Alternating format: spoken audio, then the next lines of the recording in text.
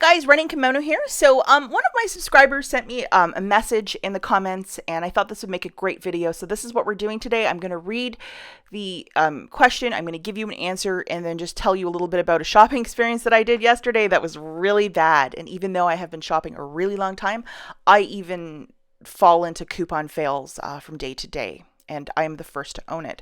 Okay, so Sam Rodriguez writes, I know this is random, but I had a major coupon fail today at CVS. I was wondering maybe if you'd make a video on how to get over a coupon fail or something like that. I think couponers need a reminder that sometimes transactions don't go as planned, and that's okay. We just get back up and try again. Okay, so I can already tell from what the last sentence Sam wrote that she's a super positive person. The fact that she's going to look at the bigger scope of this and say, okay, it wasn't so great on Sunday. Tuesday, it's going to be different. I'm going to get more organized, like that sort of a thing. And she's absolutely on the money. If you're going to take a coupon fail, it could be your fault. It could be the store's fault. It could be no coupons are coming off, no CRTs are coming off. Hey, it happens. If you're going to take it that it's the store's fault and not your own, sometimes it's not always, sometimes it's both, I think that being a grown-up, you sometimes have to accept some responsibility that if you don't have your coupons in order, or if you're not prepared, or if you grab the wrong item, hey, it happens. But you can also void a transaction. And if you're super nice to the cashier, I'm very sure that they would void it and, help you out. So anyhow, what I wrote to Sam a couple days ago was, so sorry, Sam. Sometimes when things just, like, it doesn't work out, you have to stop and start again the next day. And so if Sam was planning to go to CVS, Walgreens, Rite Aid, and Walmart, do 4 stores, boom, boom, boom, and things go really bad at the first store and you're so frustrated, you could be embarrassed, you could have made a mistake. Hey, it happens to everybody. What I would recommend for Sam to do is to stop her day right there, because sometimes even if a $2 coupon doesn't come off, sometimes you can get really fixated on that $2 coupon and you're like, must be nice. Sometimes it's the smallest thing that really drives me crazy, when it doesn't work out, and it doesn't even make sense because $2 in the greater scope of things, it's really not a lot of money. But sometimes I get really fixated on the fact that, my $2 didn't come off and I'm mad, so sometimes I just have to let things go and look at the bigger scope of things of, I saved $18 on this transaction with IBOTTA. Maybe I can let this go. You have to pick and choose your battles, but the best thing I can do for coupon fail to not have that all the time is to make sure that all of your coupons are organized, that you have them all together, that you're not at the cash register clipping coupons and being 2 seconds. Be super organized. On a pad of paper, write down your transaction and use your smartphone to figure out how much you should be paying. Be super duper organized when you walk into the store, that you are a joy for these cashiers to process, the order, and that, or ring up, or however you want to say it, but just don't be at the cash register, 1 second, I got to figure this out. 2 seconds, I got to figure this out. Because that's when they start to get really irritated with people, is when you hold up a line and you could be literally there cutting coupons in front of them. That's not cool. But be super organized. Have a number in your head of what you have to pay. But sometimes there's certain acts at the checkout where things just don't work out. Let's just say that you had Walgreens and the percentage off doesn't come off. That's out of your control. You have no control of that. So sometimes when things just don't go right for me, what I will do is just cancel my day right there. And I don't have a bad attitude about it of I declare the day is over. But if I'm really messing up the math because my head isn't in it, just stop. And it's totally fine to say, hey, I made a mistake. But to wag your fingers in their faces and blame everything on the store and say it's the store's fault and I'm right and they're wrong and blah, blah, blah. Don't do that. If an employee is being rude to you, that's one thing. But the bigger scope of this, if it's legitimately your mistake or you're having a hard time with the math, I think to start fresh the next day, and there's no harm in that. And we all have days where we can't do math or things just don't balance. Or you can look at one of my matchups and be like, I'm going to get exactly what she's saying. And what can happen to you is in the store, 3 of the items are missing. How many times does that happen to you at the Dollar General where you see one of my matchups and you're like, I'm going to get all that stuff. This is going to be a fire deal. And then you show up and there's only one thing in stock and you're like, eh. So that's why often, you have to look at the bigger scope of the four different transaction, or the different deals I might have for you, and then pick and choose. Am I going to get some gain with this? Am I going to get, some Tide with this? Am I going to get those Purex pods? Am I going to get some razors? This, that, just to really shuffle things around, because not everything will be in stock always. And for a lot of you who've been shopping a long time, you have to do that. And bring a pad of paper and a calculator and take your time. And sometimes distractions can be somebody with you who doesn't want to be there, such as a spouse who doesn't understand couponing, and that could be frustrating.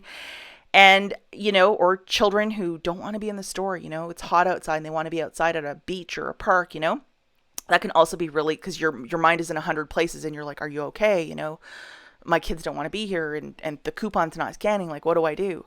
But just to keep cool under pressure, be super organized, have your math down to the penny of what you should be paying, and pay attention. And if things are not working out at one store and it's like a big ball of flames and it's really bad, stop everything for that day, go home, do something else, try something else.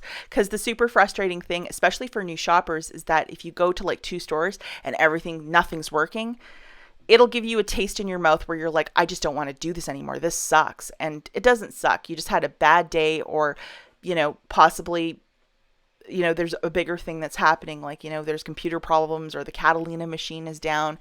It could be 100 things, but it's to take it slow and one step at a time, and try and come back the next day with a positive attitude. And if you are having issues at a store with a certain employee, ask for the manager or go to customer service. Okay, so yesterday I went to a Walmart, not in my town. I was out of town and I went to Walmart and I bought a couple of things. I purchased 5 similar items with 5 manufacturers. The coupon did not have any verbiage of like 2 per household per day. It just said limit of 1 coupon per purchase. So I was at a self-checkout and the cashier saw the coupon, read it, and then said, I need to call my manager. And then between the 2 of them, they decided that the 1 coupon per purchase meant I needed to buy the 5 items that I had separately.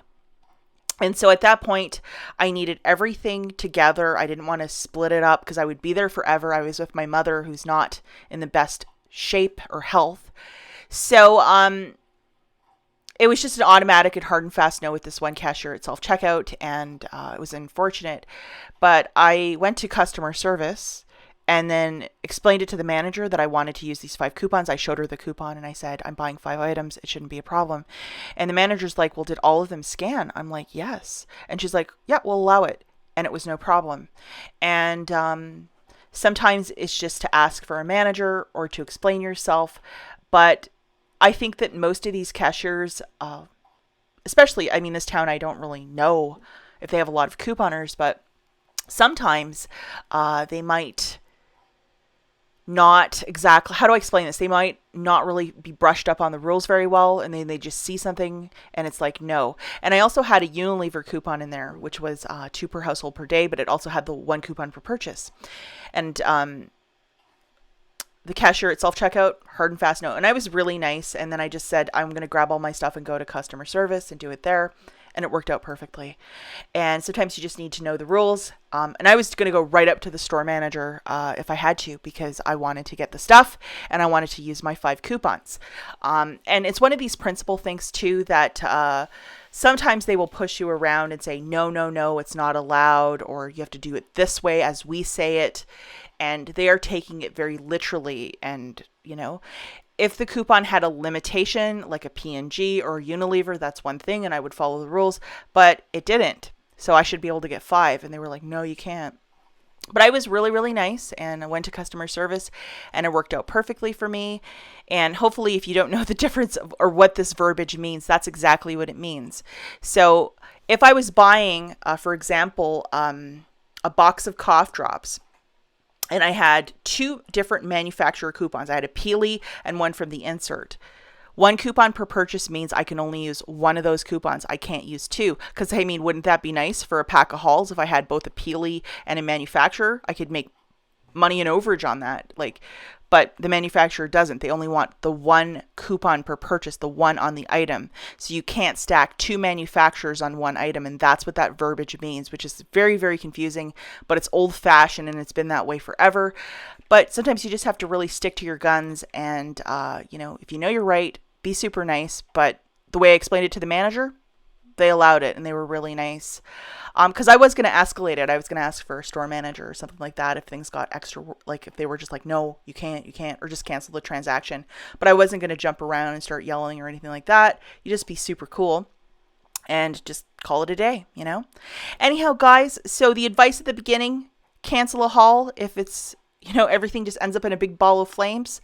You can always ask for a manager. Be super organized. Read your coupons that everything will work perfectly. And be super organized at checkout too, that you're not, you're clipping coupons right at checkout. That's just not the way to be. And it should be bulletproof. But it's always good that if things don't work out really well at the beginning, or it's just good to just stop for the day. And there's no harm or problem in that. Okay, guys, that's it for this video. As always, thank you so much for watching, and I'll catch you in the next one.